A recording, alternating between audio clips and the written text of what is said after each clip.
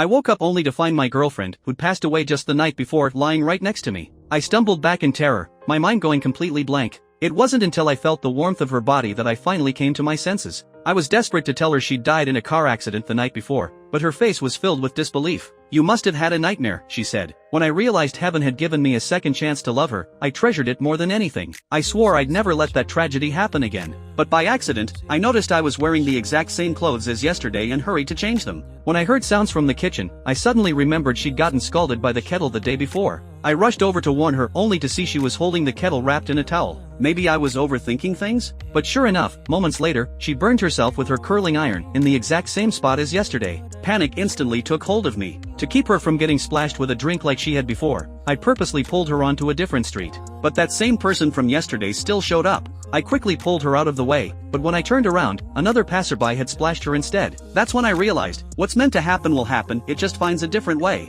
I tried desperately to explain, but she thought I was hallucinating from stress. To make her believe me, I predicted my watch would break on the way to work. She walked me to my office building, and my watch was still fine when we got to the lobby. I let out a sigh of relief, thinking it had just been a coincidence. At work, I confided my troubles to a friend. When a pool ball, the same one that had broken a glass yesterday, came rolling over, I caught it subconsciously. A spark of hope lit up in me. Maybe I could protect her the way I'd protected that glass. I hailed a taxi in a hurry, only to run into the same driver who'd been in my girlfriend's accident. I pressed him for answers, but he wouldn't say a word until I went to pay the fare. "You already paid for this yesterday," he finally said. That sentence sent me into a panic. I frantically searched for my girlfriend. Her phone wouldn't connect. I found her at a friend's shop in the end. I told her I wanted to get her out of the city, and she happily went to buy train tickets. She'd always complained I never spent enough time with her. On the train, as I looked at the familiar scenery outside the window, I realized her biggest wish had been to visit my hometown, to learn more about my past. My heart was filled with warmth, and I silently swore to keep her safe no matter what. A heavy rain started falling on the mountain road,